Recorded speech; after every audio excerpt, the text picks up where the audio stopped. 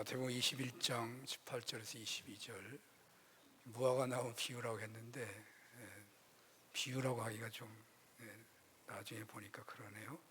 성경에는 무화과 나무가 마르다 이렇게 돼 있죠. 무화과 나무 이야기, 무화과 나무의 사건, 그렇게 제목을 잡아봅니다. 오늘날까지 사시면서 당황하고 초조하신 적이 혹 있으셨습니까? 없는 분이 없겠죠.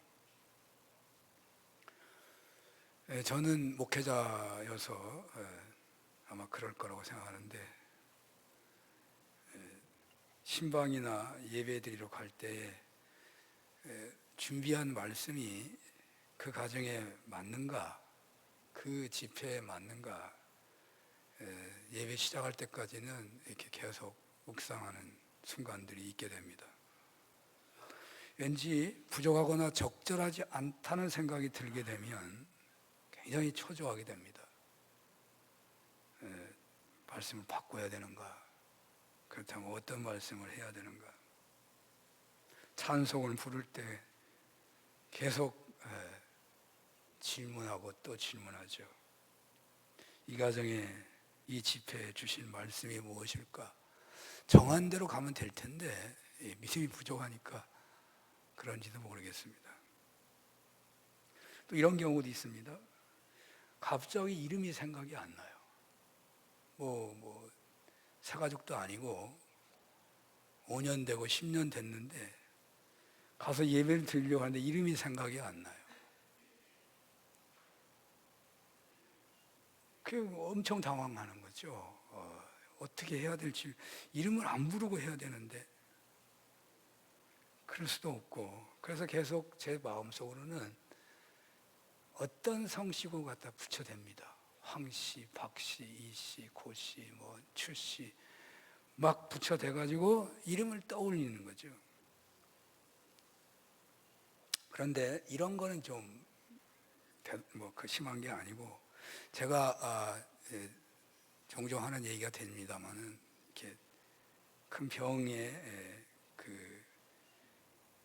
진단이 있었을 때 그 순간은 정말 그 회복이 될 때까지는 이렇게 살아도 사는 것 같지가 않더라고요. 지금은 저는 참 감사해요. 내가 앞으로 죽게 되면, 죽음 앞에 놓이게 되면 훨씬 더 주님이 기뻐하시는 모습으로 그 순간을 살 것 같아요. 여러분들도 사랑하는 부모님이나 식구들 중에 불치병의 판정을 받게 된다든지 그런 경험들이 있으시겠죠. 바로 지금 이런 상황에 처해 있다고 한다면 여러분들은 어떤 일을 중요하게 여기고 실행할 수 있겠습니까? 무거운 상상을 하게 해서 죄송합니다마는 저의 경우는 어린 자녀들에게 아버지의 채취를 남겨주고 싶은 마음, 아버지가 너희를 사랑했었다 라는 것을 이렇게 조금이라도 남기고 싶은 마음, 다른 것은 전혀 이렇게 기력이 없어요. 이 에너지가 전혀 없어요. 어디를 가자 그래도 그렇고, 누가 와서 만나도 그렇고, 부끄럽기만 하고. 그런데 그나마 이건 해야지 하는 에너지가 있었던 것은 그 아이들의 일기장이나 또는 앨범이나 학교에서 받아온 아이들의 통신표, 상장, 이런 것들을 자꾸 보면서 챙겨주고 싶은 일에는 힘이 좀 있더라고요. 여러분들은 어떠하실는지, 어떤 경험이 있으실지 모르겠습니다. 오늘 성경은 바로 어쩌면 이런 상황을 배경하고 있다고 생각이 됩니다. 예수님께서는 당신의 공생애 중에 마지막으로 예루살렘 성에 입성하셨습니다. 예루살렘에서 공생의 마지막을 보내시고는 십자가에 달리실 것입니다. 예수님께서는 순환 예고를 3번이나 하셨던 것에서 볼 때에 주님은 당신의 마지막을 알고 계셨을 것입니다.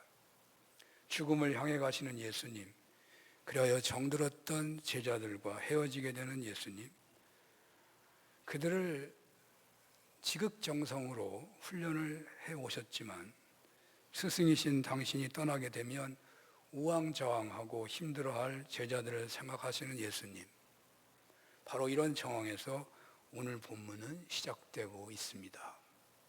18절 19절 한번 읽어볼까요? 시작. 이른 아침에 성으로 들어오실 때에 시장하신지라 길가에서 한 무화과 나무를 보시고 그리로 가사 잎사귀밖에 아무것도 찾지 못하시고 나무에게 이르시되 이제부터 영원토록 네가 열매를 맺지 못하리라 하시니 무화과 나무가 곧 마른지라. 주님은 베다니에서 하루 계시다가 이른 새벽, 이른 아침, 성경에서 이른 아침은 새벽이라고 해도 무방합니다. 새벽에 이른 아침에 성으로 들어오셨습니다. 먼 직장에 다니는 분들은 이른 새벽에 일터에 나가시잖아요. 여기 주님께서는 이른 시간에 예루살렘 성에 들어오셨습니다. 주님은 한 주간 남짓한 생활은 매우 긴박하게 진행될 것이고 또 긴장의 연속이 될 것이라고 예상을 하시고 계시겠죠. 왜냐하면 주님은 순환 예고를 3번이나 하셨기 때문에 그 십자가의 순환이 지금 눈앞에 있는 것을 직감하고 계셨을 것입니다. 주님은 이른 아침에 예루살렘 성으로 들어오신 것도 바로 이와 같은 긴장된 모습을 드러내고 있어 보입니다. 주님은 긴장만 하시지 않으시고 최선을 다하시는 것을 또한 보여주고 있죠. 보통 사람들은 시간이 얼마 남지 않았을 때 최선을 다하기가 쉽지 않습니다. 긴장하고 초조하여 일이 손에 잡히지 않습니다. 시간만 낭비하곤 할 때가 많은 것이죠. 그런데 본문의 주님은 당신의 공생애가 얼마 남지 않았으니까 육을 가지고 계셔서 초조하고 당황도 할 수 있지만 또 한편 죄가 없으신 분이셔서 최선을 다하시는 것을 보여주십니다. 당신의 사역을 위해 식사도 않고 열심을 다하시는 모습, 식사를 거르시면서, 그러나 그 동시에 식사를 걸렀다는 말은 어찌 보면 긴장하고 있다고도 볼 수 있는 거죠. 식사를 생각도 못하고 있는 거죠. 아니, 밥맛이 없는 것일 수도 있죠. 오늘 본문에 이른 아침에 성으로 들어오실 때 시장하셨다라고 적고 있습니다. 그냥 무조건 왔는데 밥을 안 먹었네?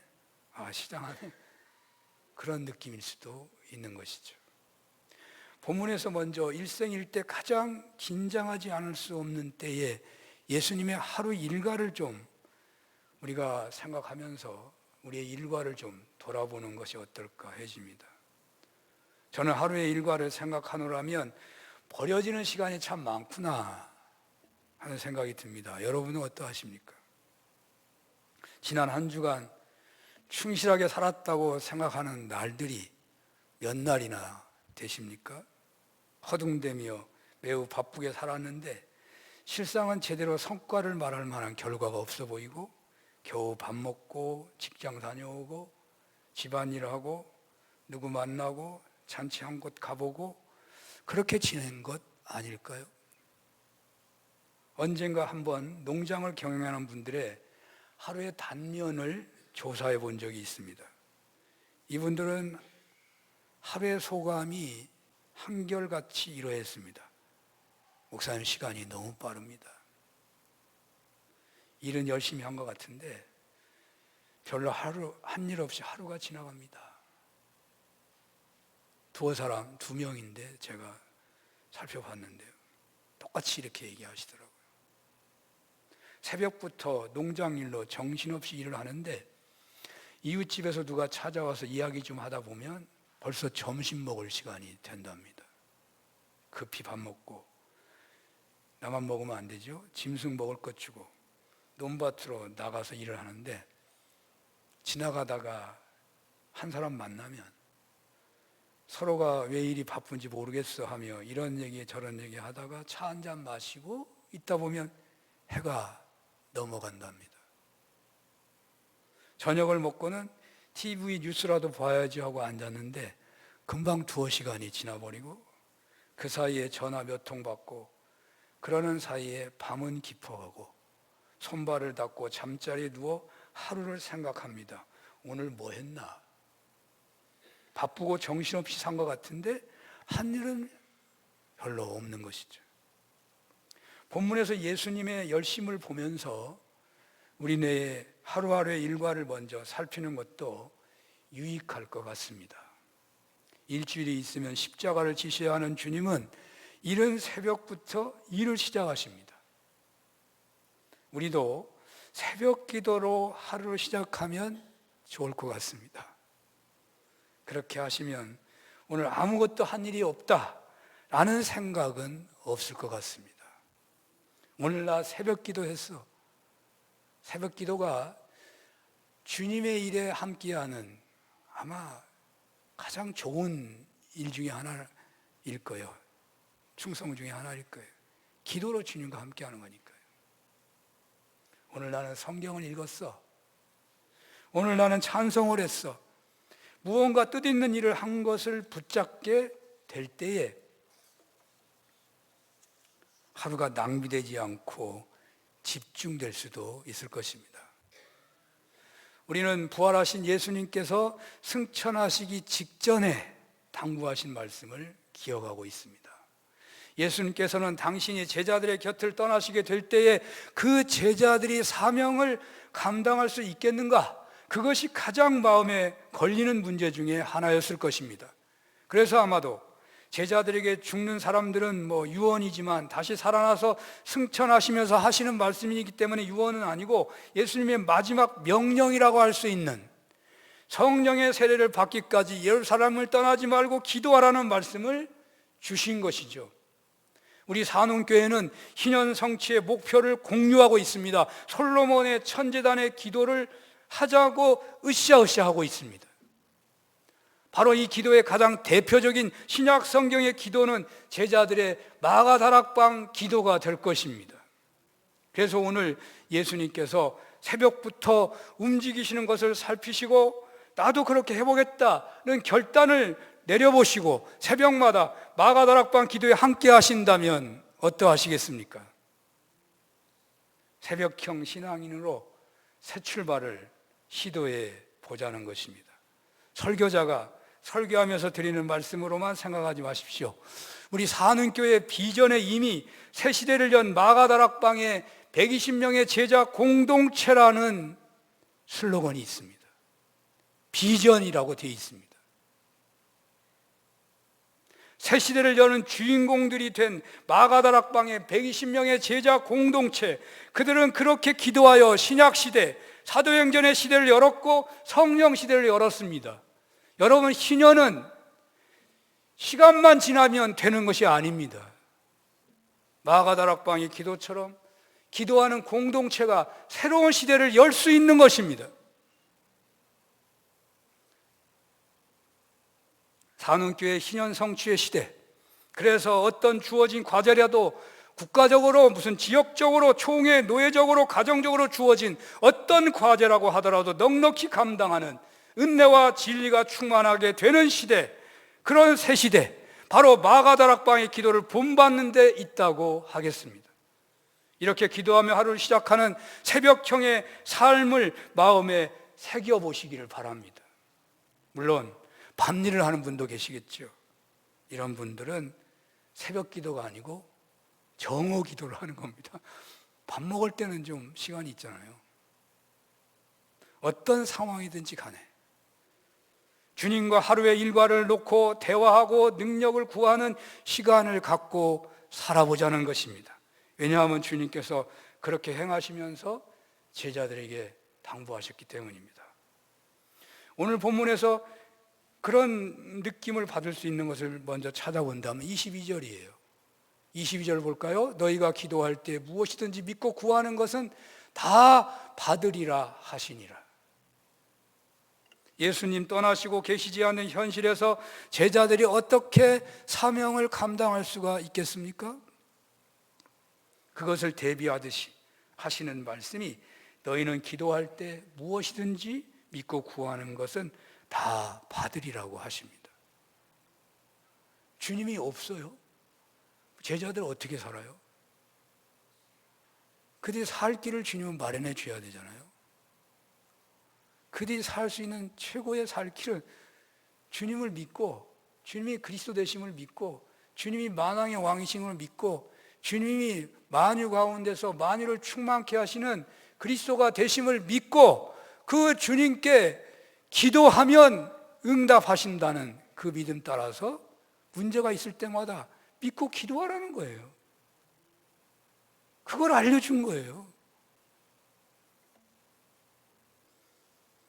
오늘의 우리 신앙인의 삶은 예수님 떠나시고 제자들만 있게 된 바로 그 현실과 똑같은 거죠. 우리는 제자들에게 주어진 모든 것은 우리들에게 똑같이 주어지고 있는 것이죠.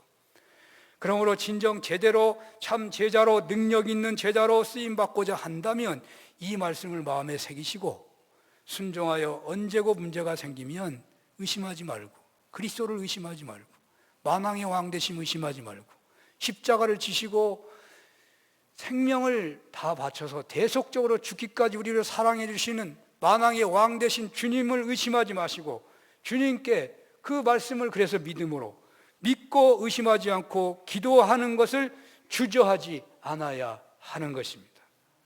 또한 주님의 하루 일과를 본받아 시간을 정하여 마가다락방 기도들에 서시는 은혜가 있으시기를 바랍니다.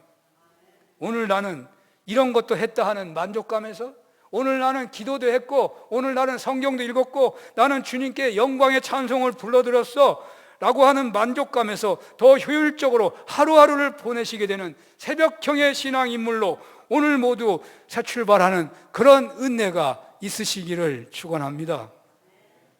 20절, 21절 한번 읽어볼까요?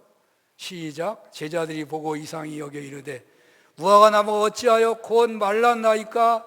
예수께서 대답하여 이르시되 내가 진실로 너희에게 이르노니 만일 너희가 믿음이 있고 의심하지 아니하면 이 무화과 나무에게 된 이런 일만 할 뿐 아니라 이 산더러 들려 바다에 던져지라 하여도 될 것이요.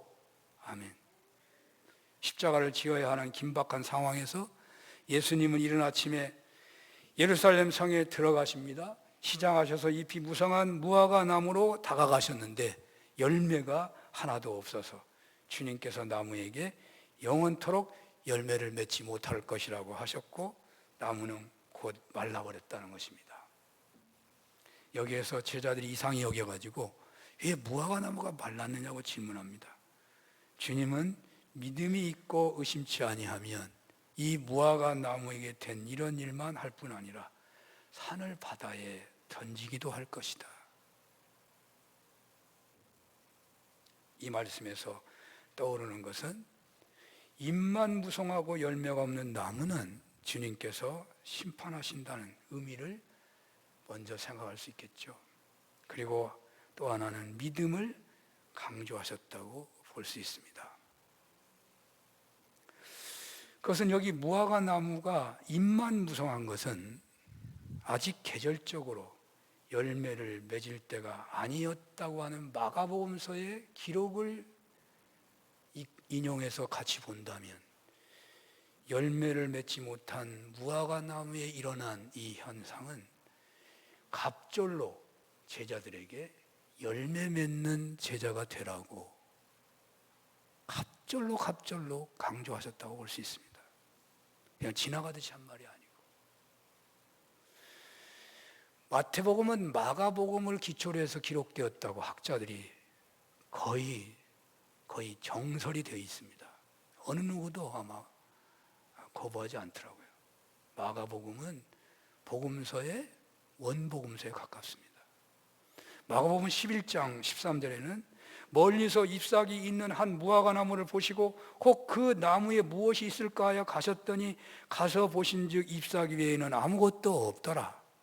이는 무화과의 때가 아님이라. 그 말이 있습니다. 무화과 때가 아니어서 열매가 없어요.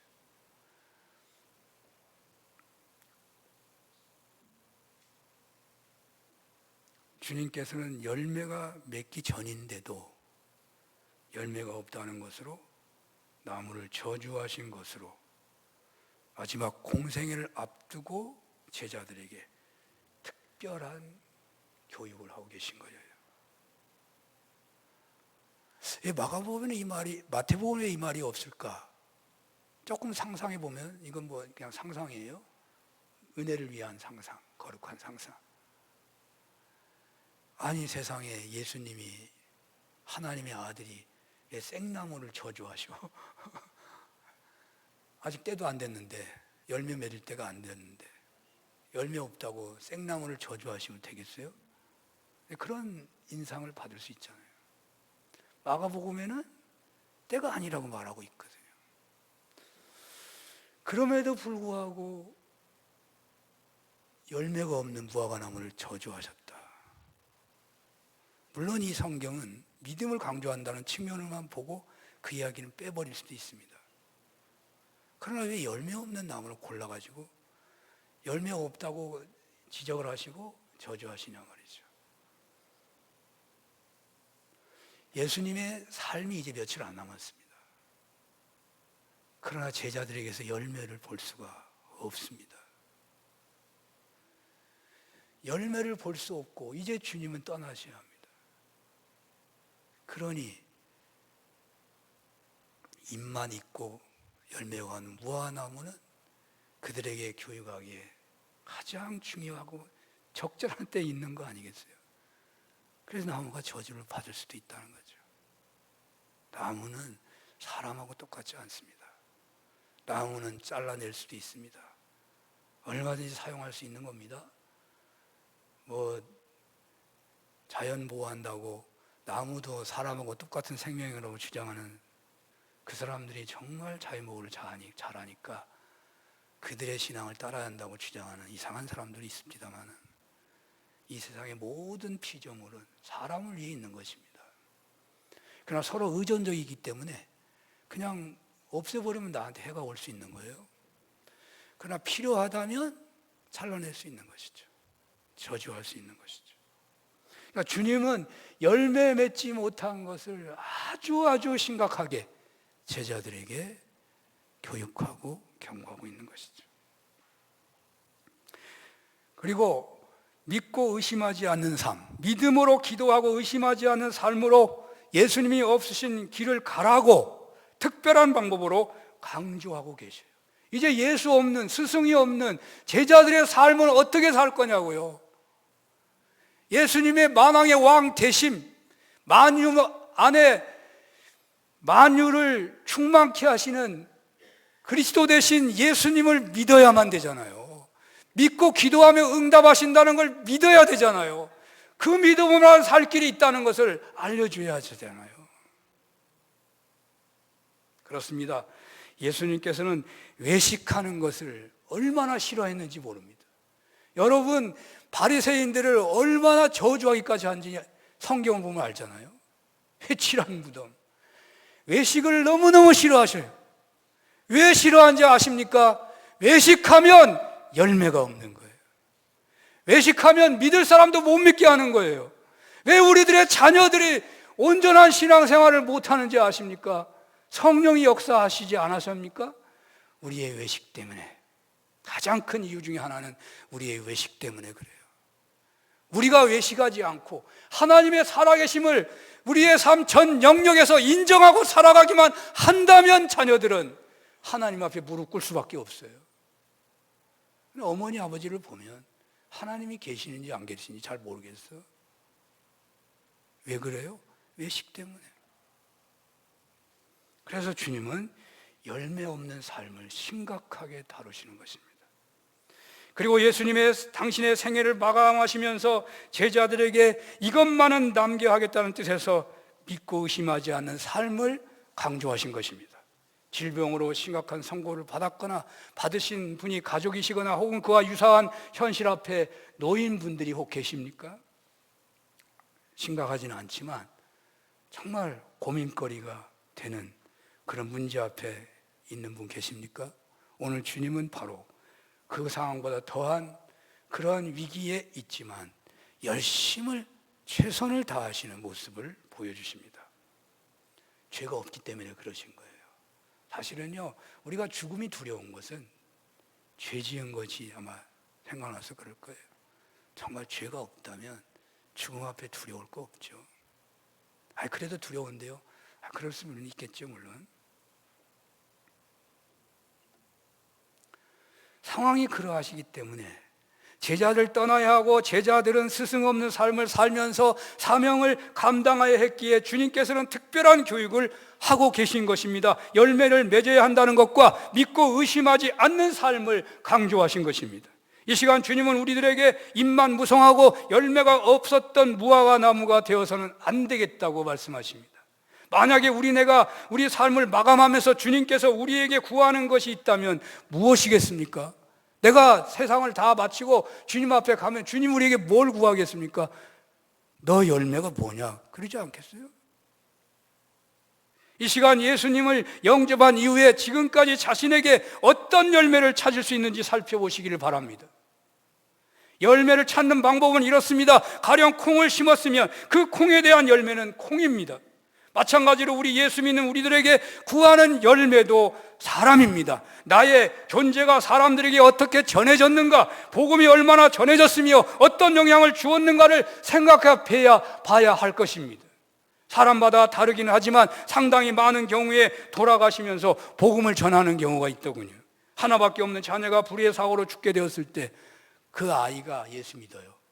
그러니까 엄마에게 엄마 꼭 예수 믿으세요. 그 말을 듣고서 예수 믿는 부모님들이 계셔요. 어머니가 운명하시면서 꼭 예수 믿어야 한다고 하는 당부에 탕자 생활 적고서 신앙 인물된 사람들이 있습니다. 주님은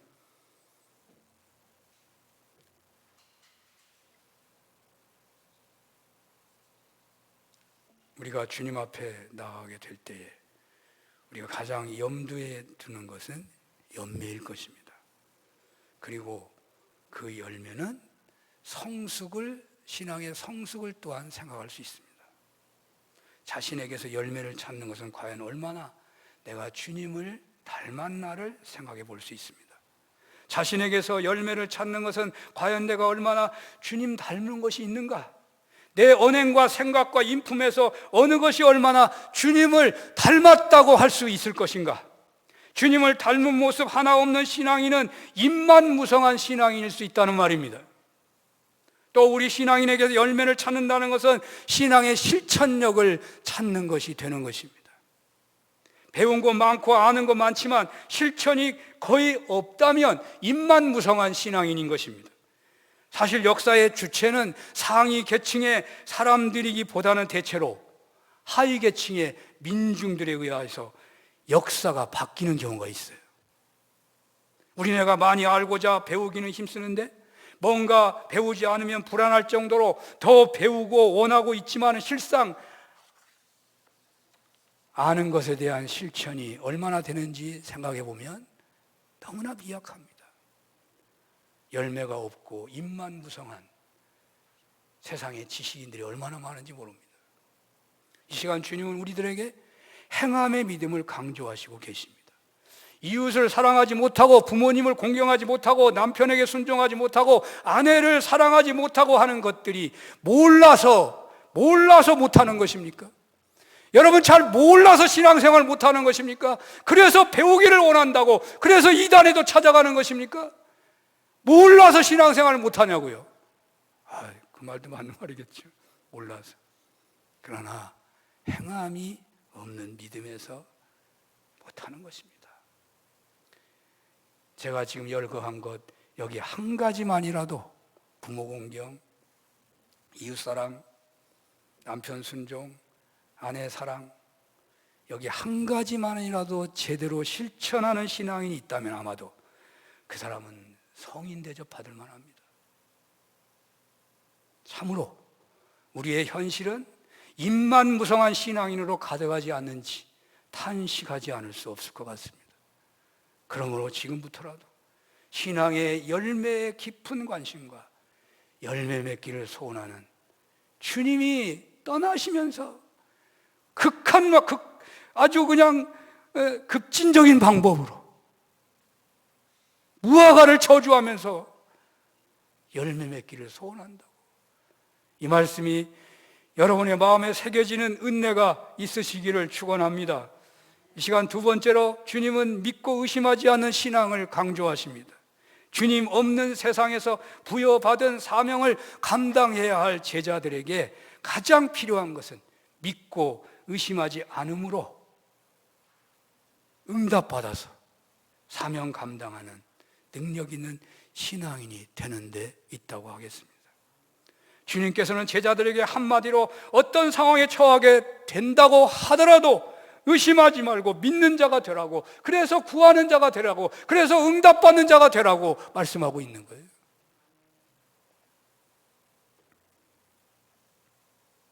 주님 없는 제자들의 삶에서 가장 중요한 것은 주님이 옆에 있는 것처럼 그런 역사가 나타나는 거 아니냐고요.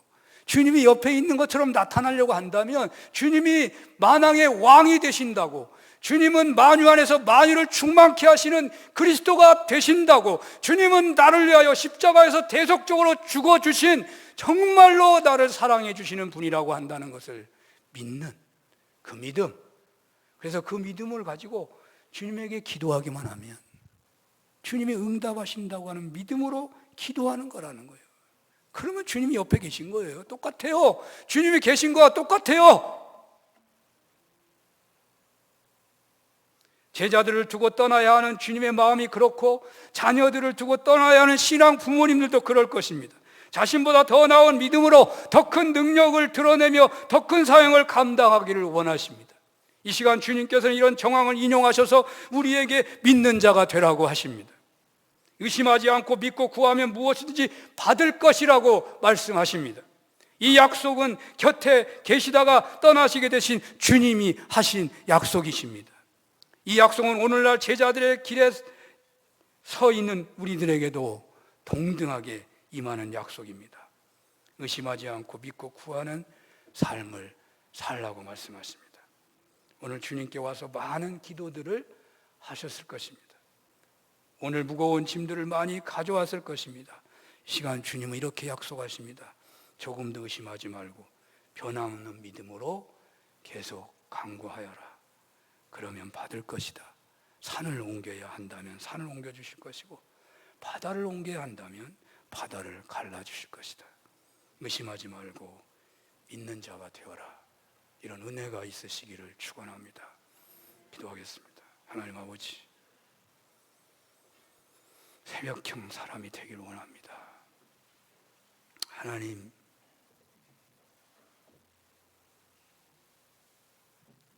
믿는 자가 되게 하여 주시고, 아버지 하나님, 주님을 닮아가는 것이 소원이게 하여 주옵소서. 예수님 이름으로 기도합니다. 아멘.